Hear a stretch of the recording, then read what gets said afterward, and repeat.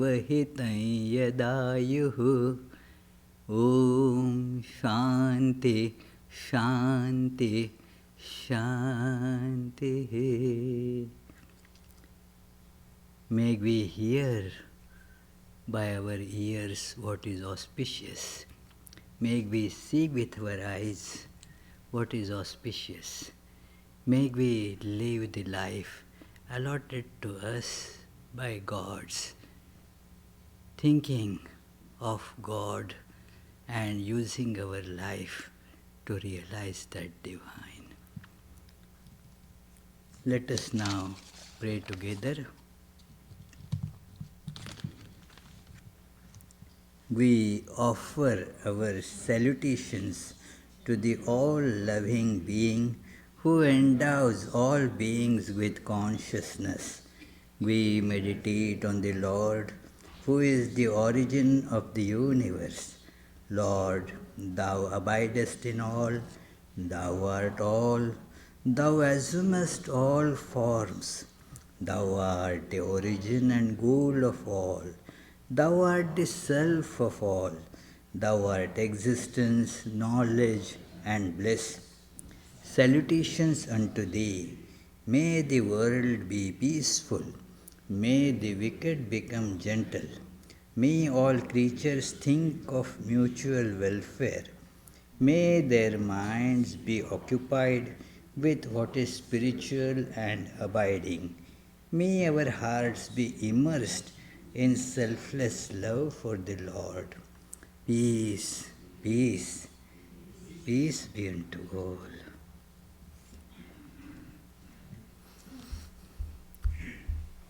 Let us feel that we are a wave immersed in ocean and coming up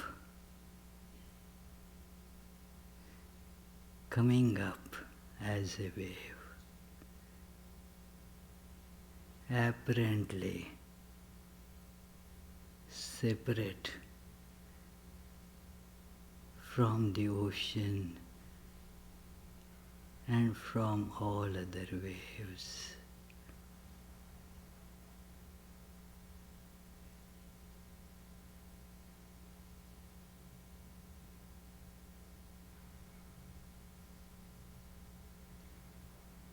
Now I am taking a look,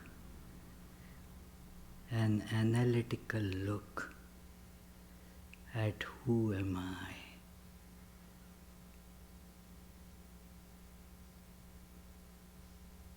And then see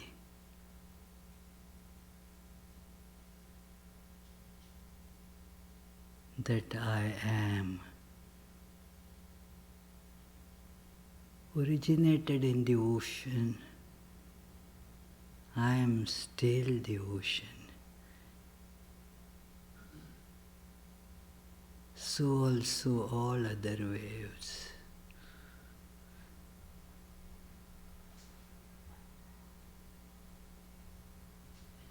I am one with all of them, for they are all actually sense their continuously changing form, are ocean.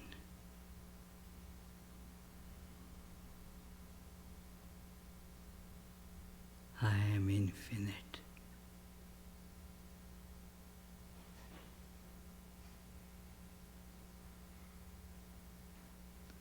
I am ever free, for I am ocean.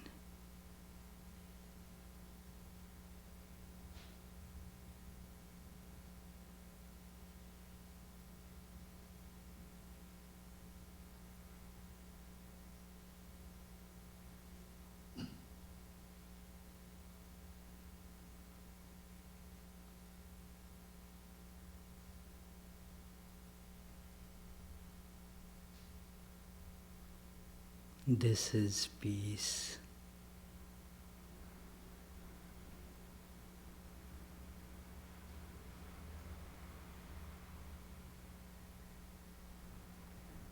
This is true bliss.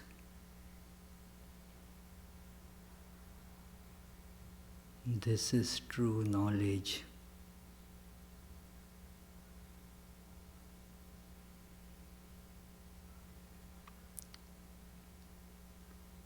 I am that divine. Om. Peace. Peace. Peace.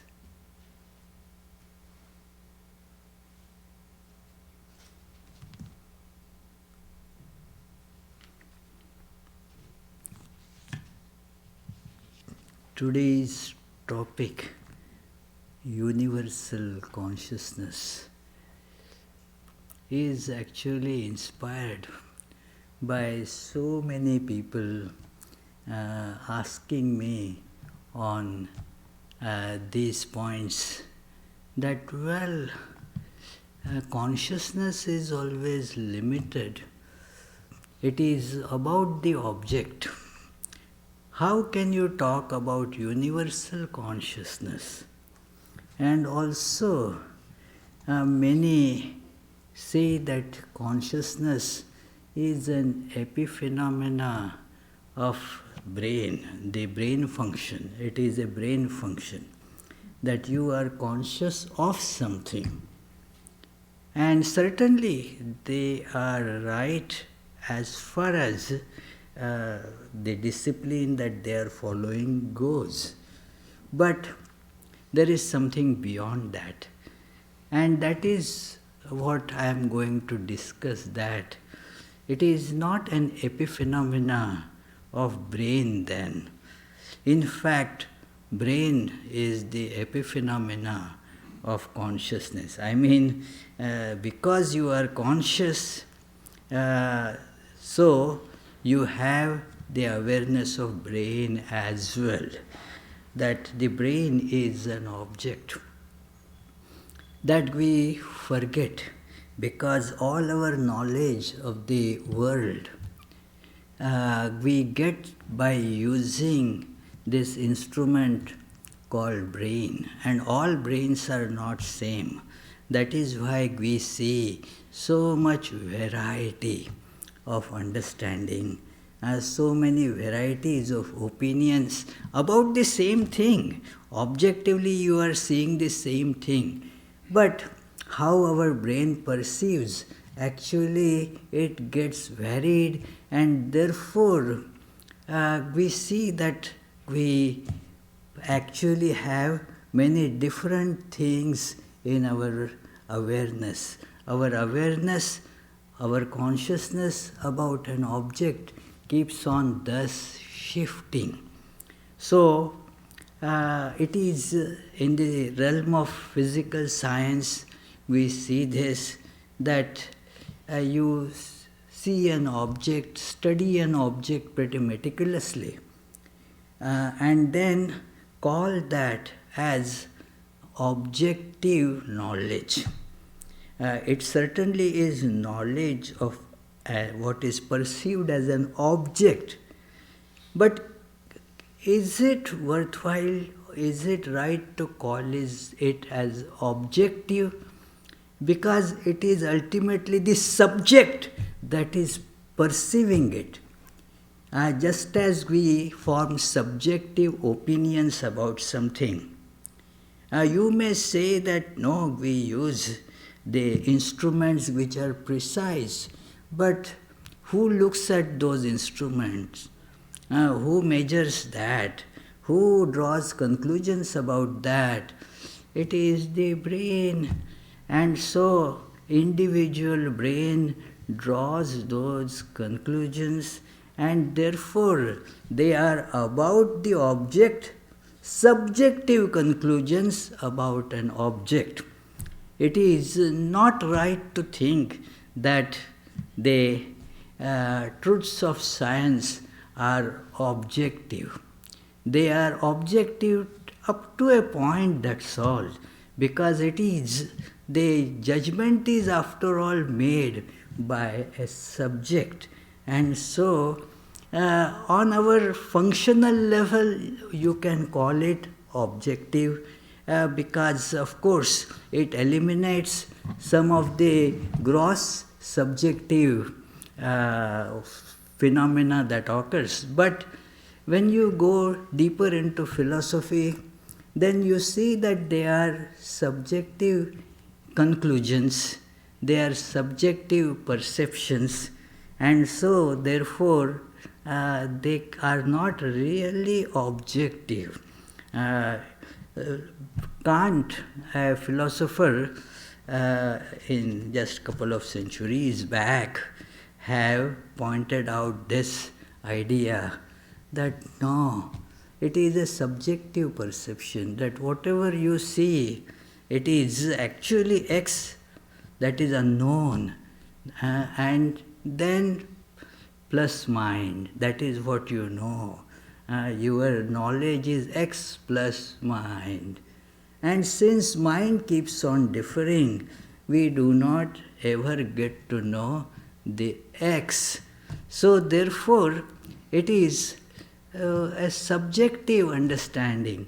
In Durga Saptashati, a great text which is these days very much read, being what is called Navaratri. In India, this is a festivity that is going on for 9 days, worshipping the Divine Mother. So, there it is told, the sage Medhas is telling to a king and a merchant that, everybody has knowledge, not just human beings, but even the animals. But each has knowledge according to its instrument. Even the birds, the insects, the other creatures, they also have knowledge depending on their instrumentality, what instruments they have. And therefore, they are limited by that knowledge, and also they get attached, they get involved in what they know, and thus get bound by that. It is no wonder, therefore, that all beings suffer in this world due to attachment. So, the point here is, certainly from that point of view, it is understandable that people think of consciousness as an object. This is my consciousness of that object. This is about consciousness of this person or that object. That is how we can think of consciousness.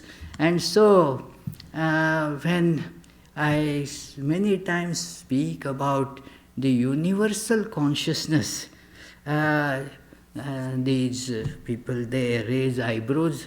What is universal consciousness? It is always a consciousness of something. So therefore, I decided, let me discuss this idea with in our Sunday lecture, to see that what the Vedanta speaks about it. Firstly, this word consciousness is used by Swami Vivekananda to tell about the Sanskrit word.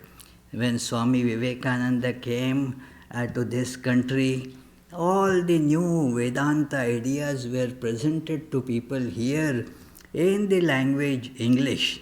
And so many Sanskrit words have been translated into English by him, giving them a new meaning.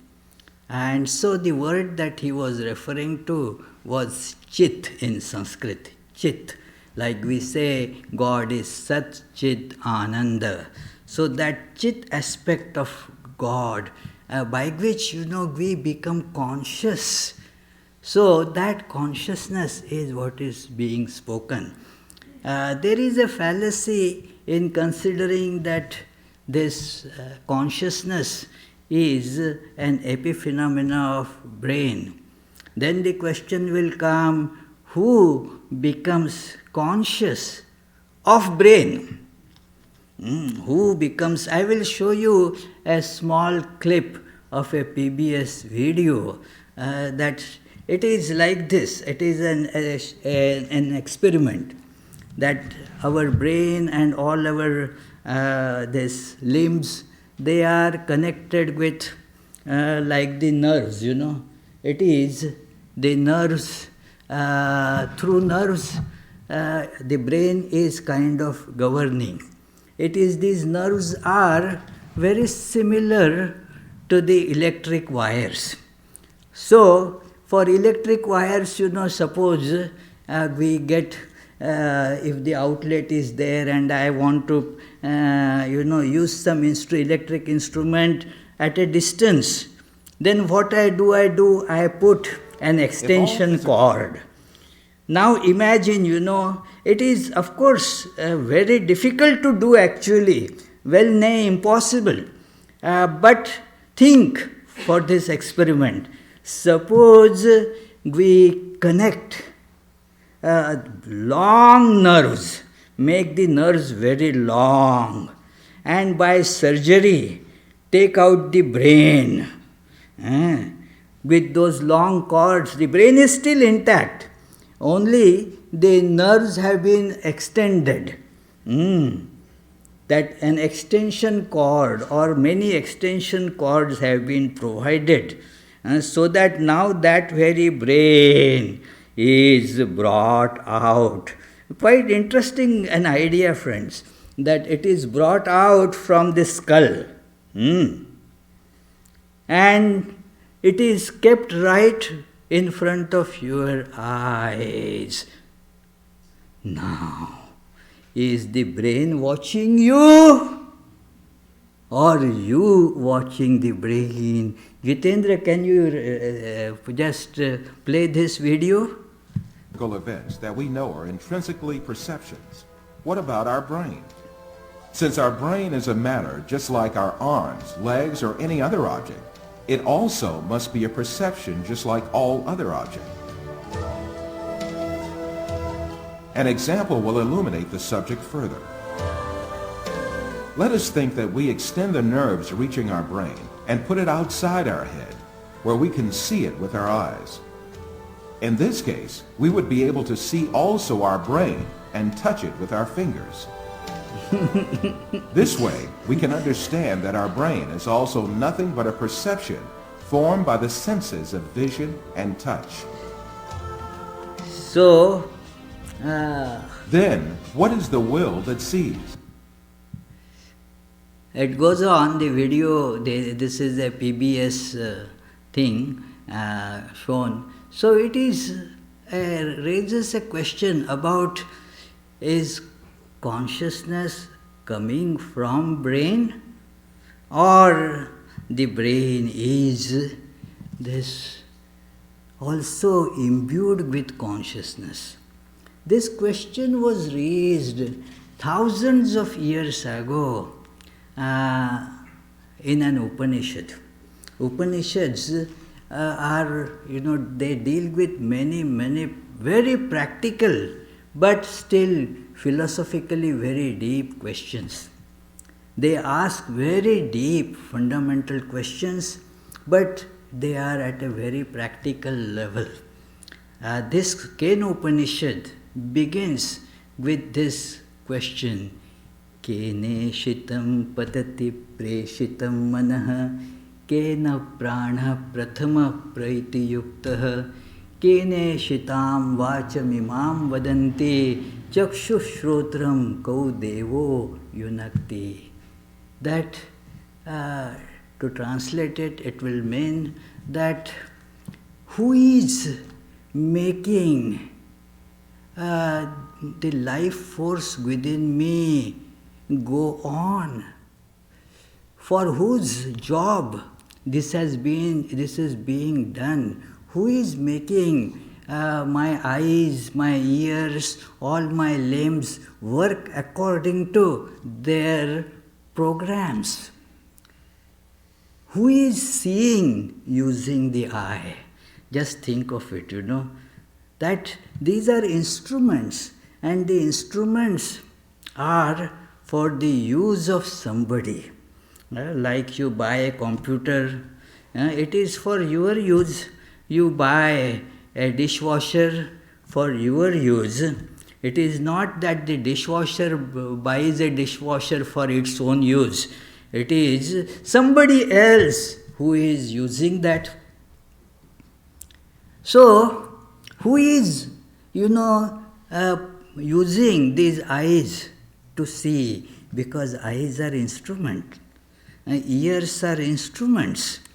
All these are the parts of the body, all the organs, they are instruments. Now, who is the user? It is the question about the deep, hidden, conscious entity that is using all these. It's a very deep question, but yet many of us get this question. I remember, in my childhood, I used to get very much bothered by this question, that who is using, say, my eyes? And then if somebody is using these eyes, who else is using that other's eyes? Who is using my mom's eyes? And who is using my eyes? It is, and then can that get exchanged if it is just an instrument? Imagine, if it is just an instrument, like say a vacuum cleaner, okay, you need a vacuum cleaner, I have a spare one, come on, or I don't need right now, you can use it.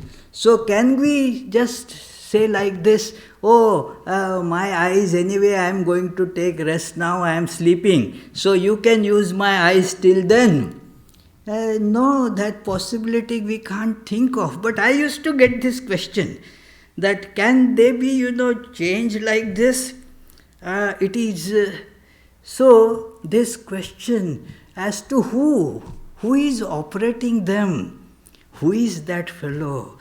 Gradually, as I grew up, I forgot this question, with so many other activities taking over, so many other problems occupying the mind. So this took back seat till I started studying K.N. Upanishad. And it was, again everything as it were came back.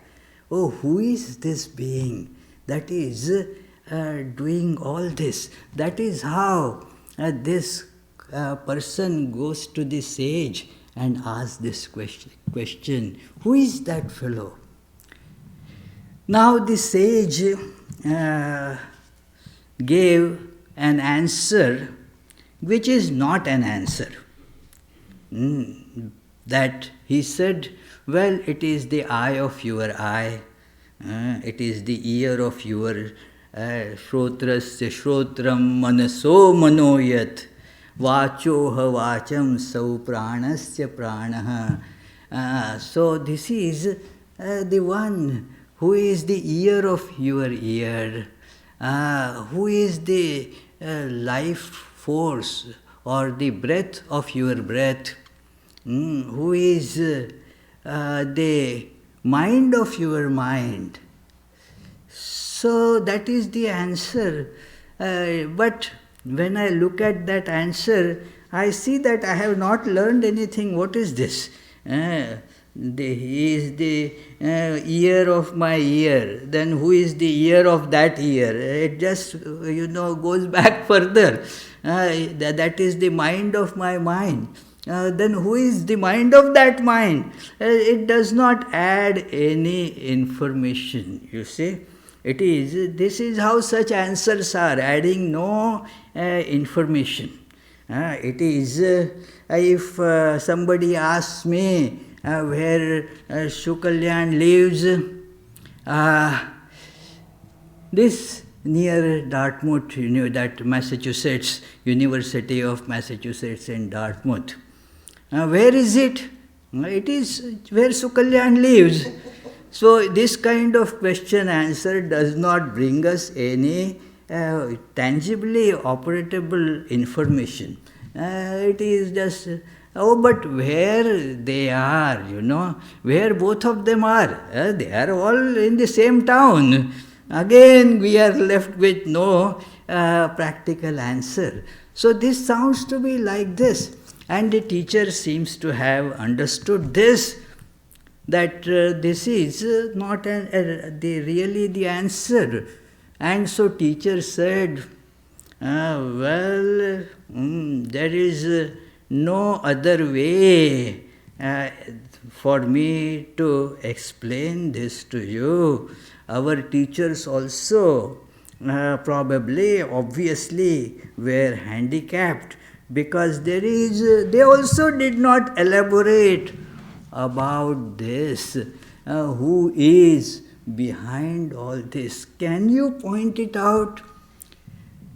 There, the Shankaracharya's great commentary, there are many verses in that. I am just fast forwarding, that Shankaracharya points out that showing something means showing the characteristics of that person or that being, that how tall that being is, how much that being weighs, what is the age of that being, and so forth. The qualities are described, and these qualities are perceived by senses and mind, and therefore that which is operating, who is operating all these senses and mind, that being cannot be shown to be having this much height and this much weight and this much age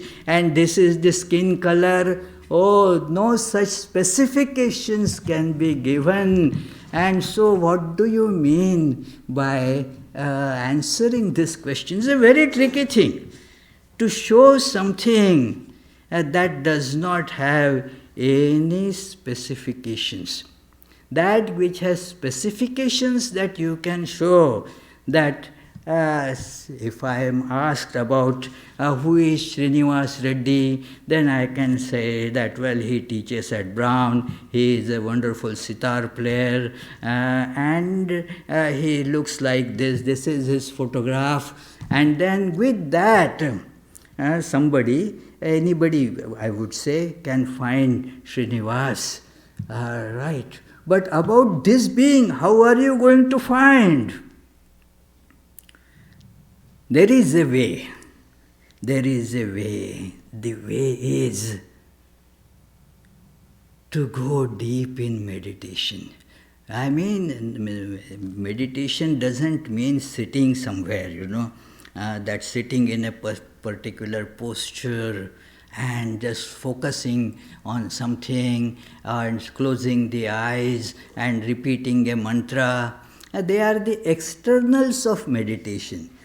The internal of meditation is trying to see the reality which is not visible by our senses, that which is in everything and envelops everything. It is that thing.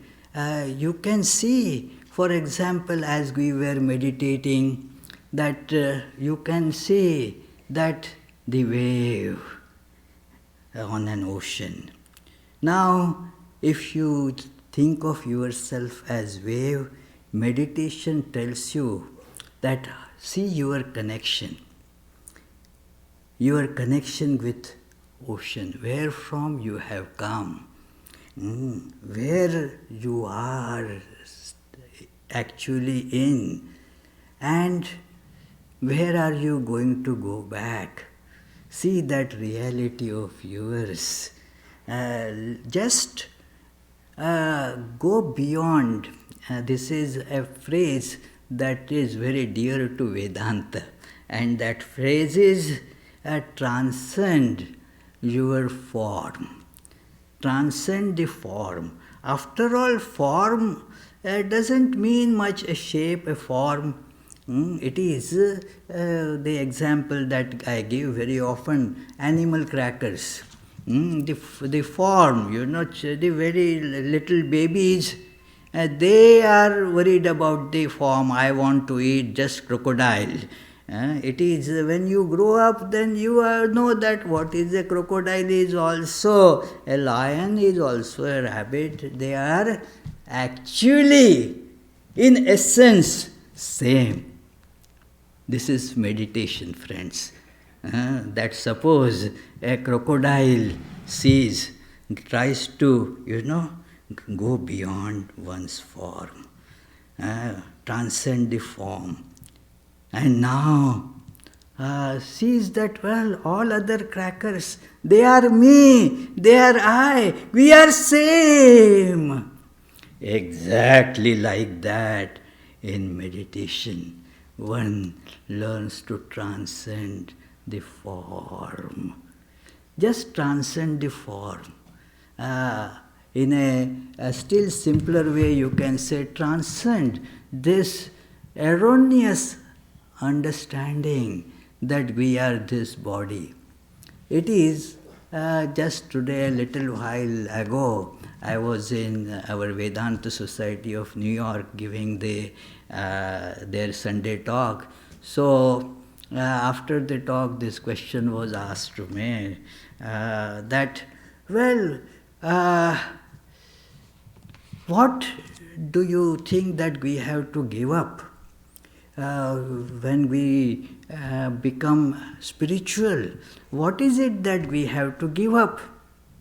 And I remembered revered Ranganathananji's great answer. Said that we have to just give up our dumbness. Do you have any problem in that? Just give up dumbness. Is your dumbness so dear to you? Just give up dumbness. What is it, giving up dumbness? Identifying oneself with body is the biggest dumbness. And we are, this is a proven fact. You can verify yourself that you are not body. Just as you are not your car. You don't call yourself a Mercedes or a Toyota. Well, they are maybe the car that you are driving. You are not Mercedes. Similarly, you are not the body. It is a vehicle that we are using. That's about it.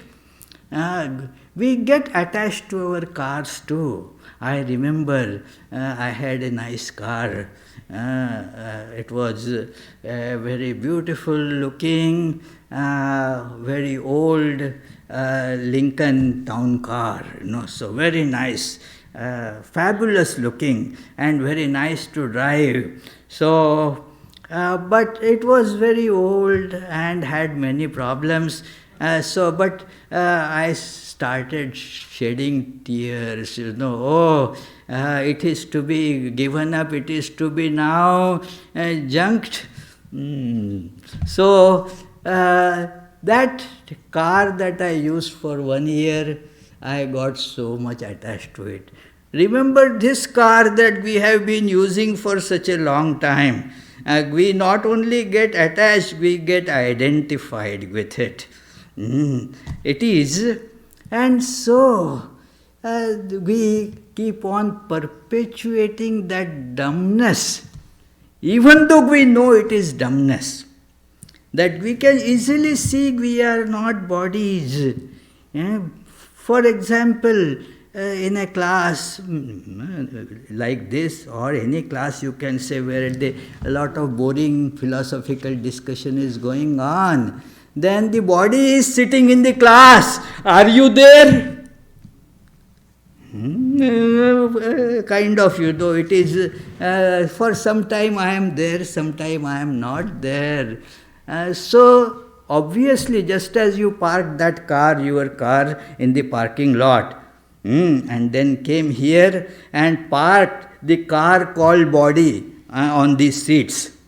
and then you went out somewhere. So it is, you are not body. Understood? Okay? Yes, isn't it? Say loudly, I am not body. I am not body. Repeat 3 times. I am not body. Not body. Exactly. So now, when you know this, now it is dumbness, isn't it, to think of ourselves just as this body? This is what is to be given up. And when you are not body, then all these corollaries or conclusions follow. That means you have no age. You were never born. It is the body that got born. You never got born. You are immortal. You have no birth, no death. It is the body that gets born, gets old and dies. You don't. So this is automatic conclusion. You are immortal. You do not have a gender issue either. It is about the body. You know that you are male or female or third gender or whatever, that is all not connected with you. It is connected with body, male, female, or that is just physical things, bodily connected things. If you are not body, you are not that. Very simple.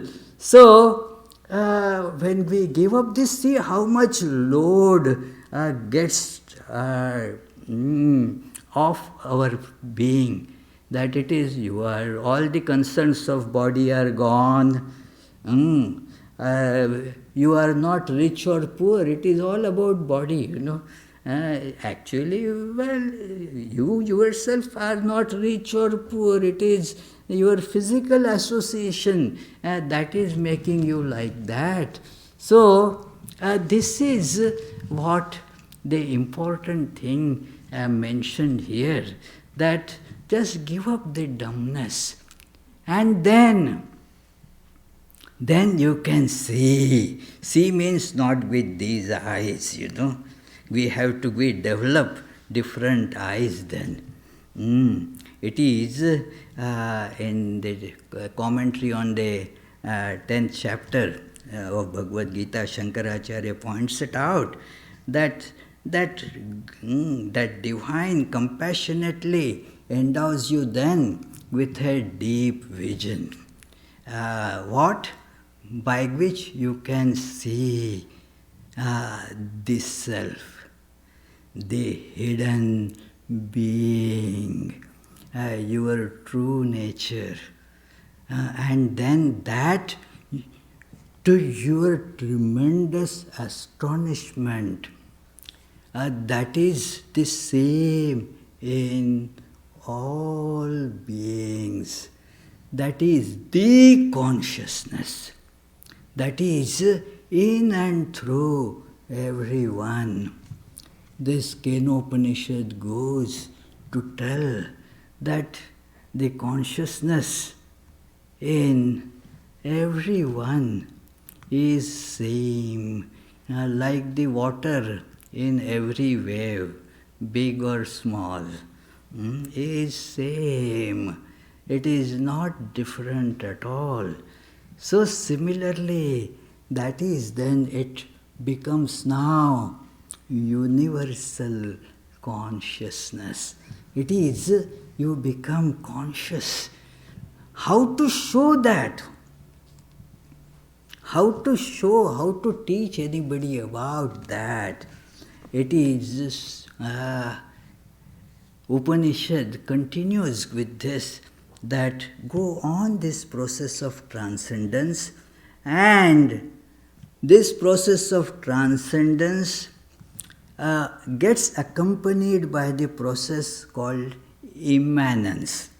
It is interesting to see that when you transcend a limitation, it is transcendence, but what it makes you available is your immensity. You become immanent in so many things, like when you transcend just this physical frame, body, then you are not just limited in one place, your body is sitting there, but then your mind is pervasive. Your body to go from, say, this country to another country will require a visa. But mind can go without any immigration papers, you see. So it is, the mind doesn't need that. So therefore, it is, you become more pervasive. You see that you are everywhere. When you transcend all limitations through this process of meditation, now there are no words actually to describe this, but still the great sages, out of sheer compassion for us, are using the words, the language understandable to us. That verse comes in Kenopanishad to show how this is. That verse is considered the most important verse in this small Upanishad. And it is Pratibodha Veditam Matam.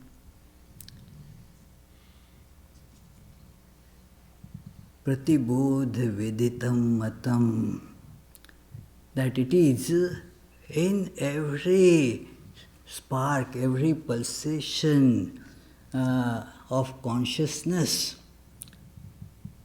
you see that every awareness that we get, it is involved in that. You have to just look at depth analytically, and you will be able to see that. Pratibodh Viditam Matam. Prati means each and every pulsation of awareness that we have, like I am perceiving these microphones. Am I perceiving just these microphones? This is an interesting thing. It is actually, I am not perceiving these microphones. If you see, this is just an event of my perception of these microphones. It is an event. This being and these things, they are getting connected in a way, and then this is I perceiving these microphones. But there is something else hidden in those microphones and this process of seeing as well. So every such perception has something hidden in it. Just to give you a very familiar analogy that I give many times, but this is the best for understanding, so I repeat it, that if you are seeing a movie, then all the pictures that you see a mountain, you see a car being driven there, you see a man there, you see rains falling there, you see fire happening there. Now all these things, you see a big multitude of humanity, thousands of people are gathered there, and they are, say, protesting and agitating and shouting slogans. In movie you are seeing all this. Now, if you see a fire there in the movie, and if you want to put out that fire, and so you just rush to and got a bucket full of water and threw it on that fire in the movie, what will you end up doing? You will wet the screen, that's it. Because in each and every perception, there is this screen hidden as the reality of all that. Every picture, just see closely. It is not just a picture that you are seeing. The very support of that picture is the screen. That is the reality, the truth of every single picture there. Although while seeing the movie, you seldom see the screen. If somebody comes and asks you, what did you see there in the theater?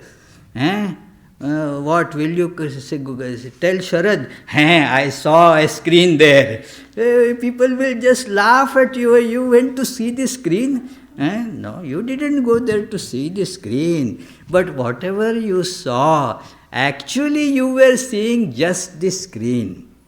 The screen in various forms, that's all. That very screen was appearing in all different shapes, different forms, different happenings, all different events. Well, just that screen. So, just think of this. This is just an example. Do not stretch it too much. Just to illustrate that in all these pictures here, all over the universe, all your stars and planets and galaxies and black holes and whatever you can imagine, it is a big movie going on. And there is a screen, same screen, the screen doesn't change. Whether you have a saintly person there in the movie or a sinner, same screen for both. Same screen for Jesus and the crucifiers of Jesus. Same screen is used. The screen doesn't change. It is same. That is an example of this one universal consciousness that pervades in and through all these apparent pictures that we see. And therefore, we have to understand deeply this universality of consciousness, universality of life too, because life is consciousness. This is again, a conclusion that we can see that the life is really one. There is this, you might have heard the name Sir Jagdish Chandra Basu, who it is said that he invented that fact, or he discovered that fact that plants have life. But that is only a very small part of what he really discovered.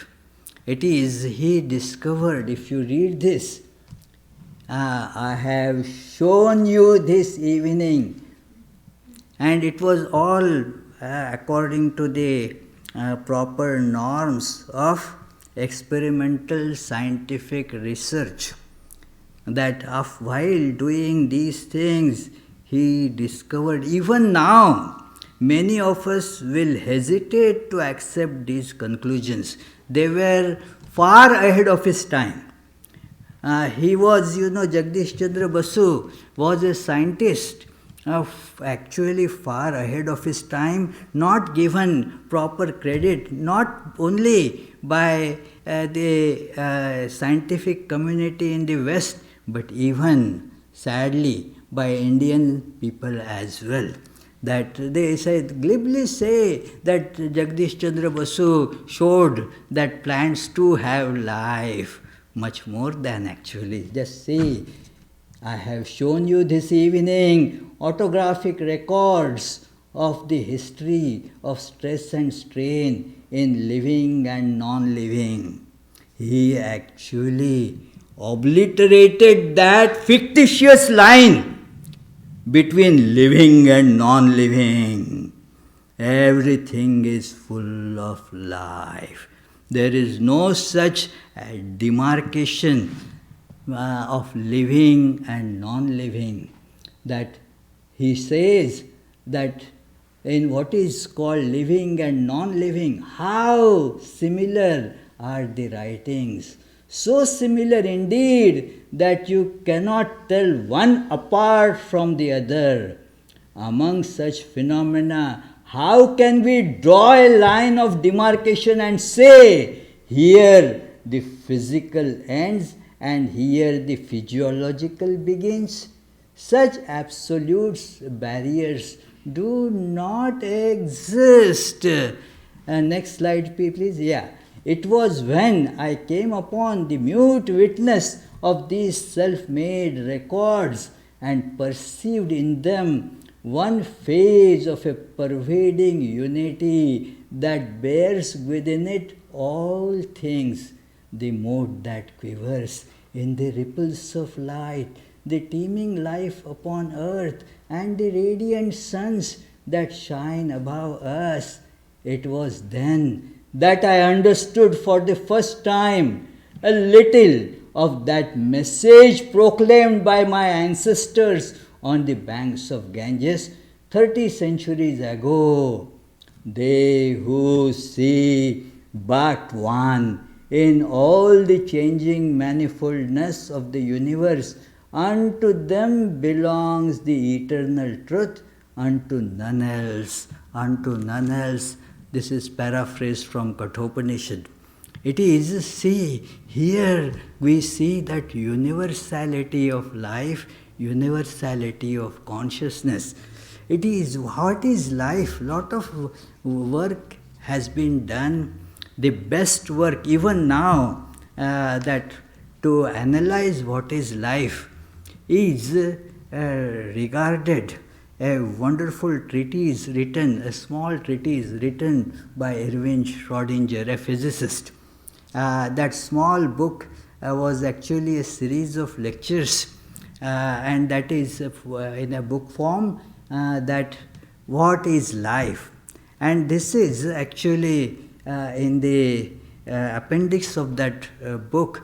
That book actually projects the life on the with a thermodynamic basis. It is very interesting, to read that book, the thermodynamic basis of life. How? Well, he shows that the life, consumes entropy. Means disorder. Just to make the things simple, life reduces disorder. While every action in the universe, as it were, increases the disorder. In a very simplistic form, that is called the second law of thermodynamics. That everything is adding to what is called an entropy. Every action, it is adding some disorder, and then the measure of that disorder. There are more technical definitions of it, I know, but every action in this world is adding to some disorder. But life kind of consumes it. Therefore, you see, living beings, they organize.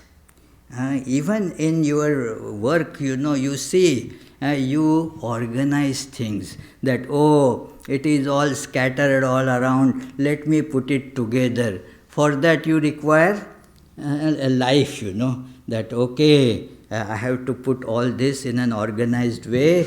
It is getting very clumsy and disorganized. Left it to itself, what happens? Do you see that all the sheets get automatically dusted and folded, and you see? No, they do not just they organize themselves. Disorder goes on increasing left to itself. So this is how naturally things happen. But what does life do? A life organizes. It eats the entropy as it were. It is. So, this is how Schrödinger has presented that secret of life, as it were. It's a wonderful treatise. But I am directing you now to that at the end of this treatise, in the appendix, he says about consciousness that the consciousness is something, according to him, is one. One without a second. One not just as a numerical, it is but that one which pervades everything, engulfs everything. So it is, as the Vedantists like to use the language, it is transcendental, it is transcendent over all differences and yet immanent in all differences. So he says, consciousness is never experienced in the plural, only in singular. Consciousness is a singular of which the plural is unknown. That is, that there is one thing, and what seems to be a plurality is merely a series of different aspects of this one produced by a deception. What is called, then he says, it is the Indian Maya. And then he continues further quoting the Upanishad, that this is how that one which is pervading everything, that alone is conscious, that alone is the substance. So this is the universal consciousness. This is what we are aiming for. And if you see the Kenopanishad a little further, you may think that this idea, oh my goodness, it is very impractical. What will happen to the society if I start thinking like this? Well, it is very practical, Richard, remember. Yeah. So it is very practical. How to, put it in practice? The Upanishad tells in a short story, which I am not going to tell. All that short story is about cutting down the ego. If these instruments start feeling that we do all this work, no, you don't do. And so there is a story that how these great beings, but again they are instruments, they are very powerful, but forgetting the source behind them, they are powerless. It is only when connected to the source of power, then they have any meaning, they have any capability. So this is how the process is to learn to remove the ego.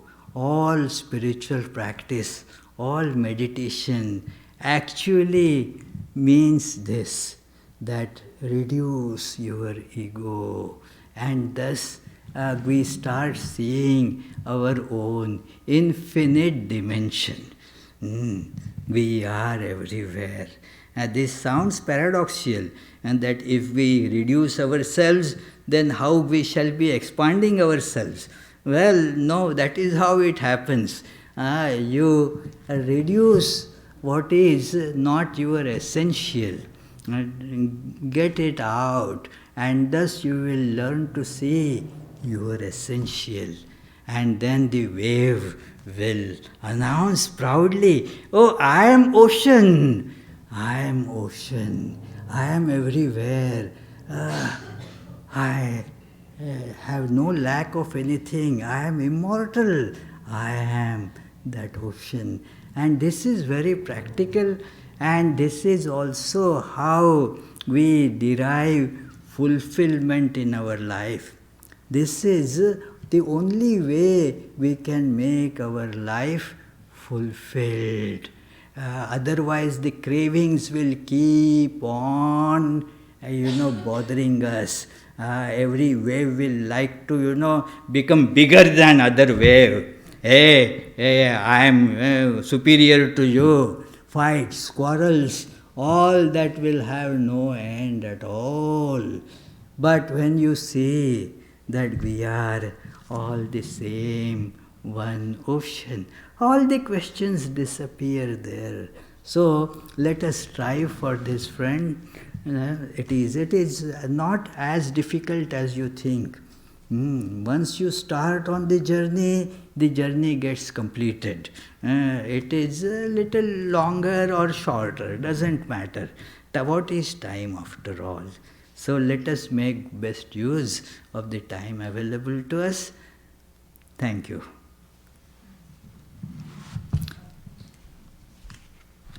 Any questions that you may have? Yes, Raymond?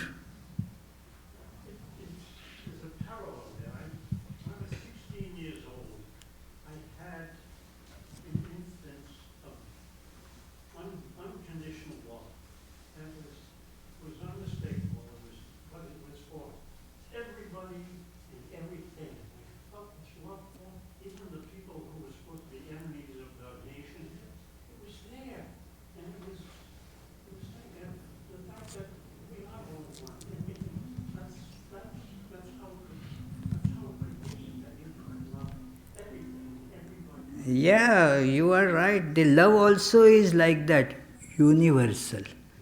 Actually, that was my topic in the Vedanta Society of New York this morning. It is the topic was, actually given a somewhat catchy phrase like I love you. But then it is annihilation of I. Then that is the nature of love. You become then, you can love universally. Exactly. Yeah. You are welcome. Yes, please. Swamiji, on this slide itself, we say that consciousness is experienced as, is never experienced as plural but singular. So the question is, if it is experienced even as singular, then who is experiencing it and what instrument can we use for it? Well, very good question. There is no separate experiencer. There is no separate experience apart from that consciousness. That experiencer is that consciousness. That is the true singularity. Otherwise, there is again, you are introducing a plurality there. Right. Yes, Richard? If you saw all life as one, you would not be able to find the concept of time anywhere. You are correct. The concept of time just dissolves. See, we had discussed this before, that what is time, what is space? It is the erroneous perception of multiplicity, not of oneness. Perception of multiplicity automatically makes for space, otherwise there is no scope for space. When you see the two things, then how do you distinguish them as two? Because you see space in between. Thus, you have the perception of multiplicity. Where you do not perceive space, you have it as one, like Richard is one, because I am not able to perceive the minute spaces in Richard's body. But maybe if I have a very strong microscope, then I will be able to see all the different cells separate here, there, and then that very Richard will become many, because I am seeing the spaces. And this multiplicity that we perceive is not real, and therefore it keeps on shifting and changing. That change gives rise to this sense of time.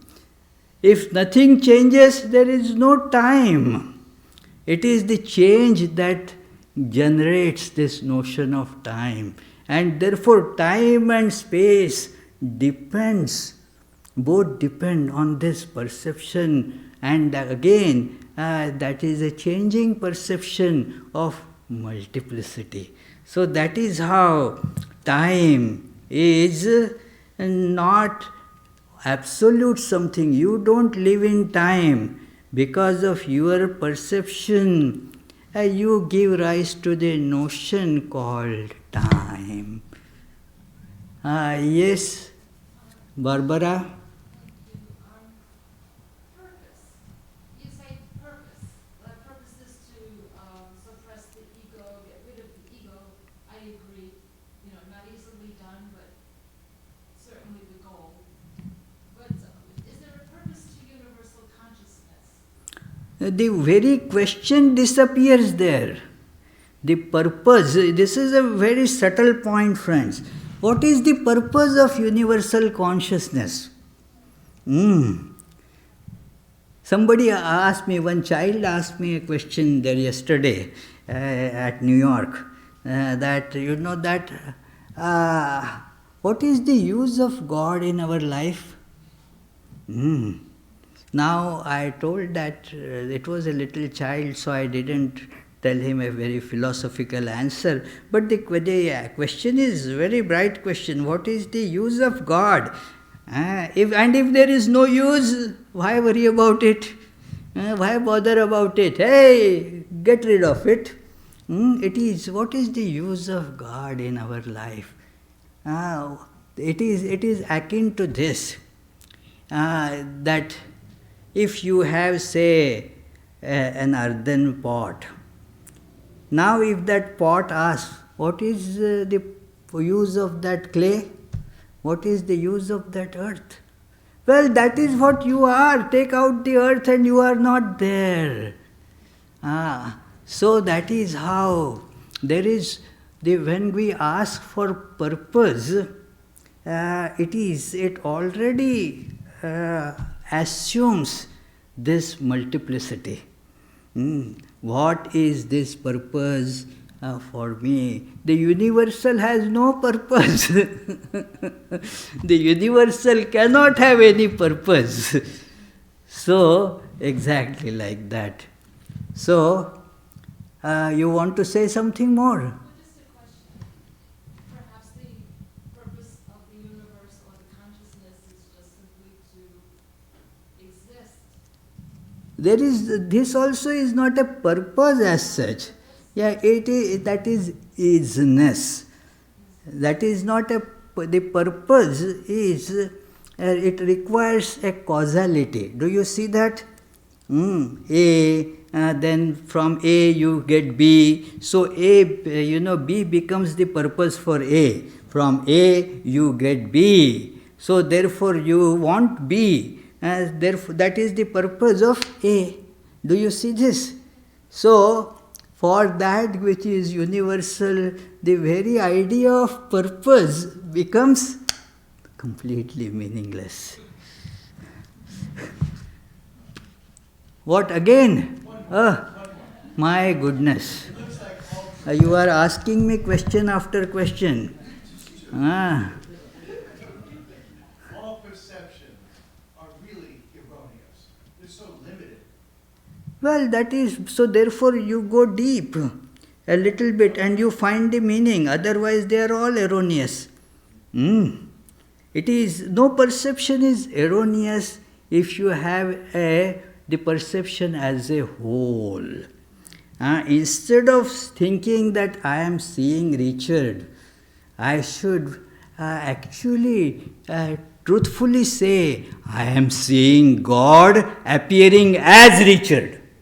Then it will be a proper statement, That is how it is. So, questions, that reminded me of an incident. myself and other Swami, we were sitting there, and then I was being bombarded with questions while that other Swami was sitting gleefully there. And then I asked him that why I am being bombarded with questions, and a bit mischievously he said, because you are questionable. So so it's like that. So let me make announcements for the upcoming programs while our Vishwanath does his job of offertory. Remember, it is God appearing to you in the form of Vishwanath to make your burden a little less. The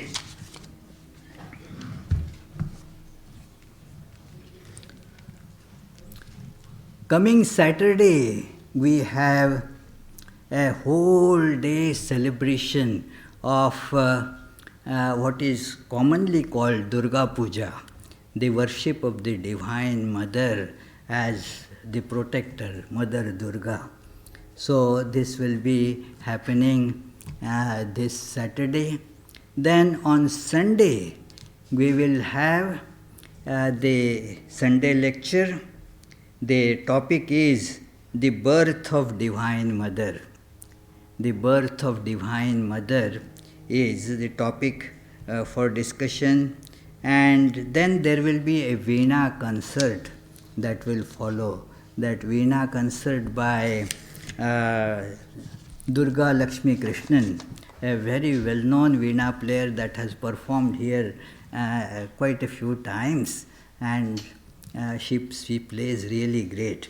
Some people might not know that tonight's concert was... Yes, tonight there was announced a concert, but the singer who was to come from India, a celebrated singer, she could not get visa on time.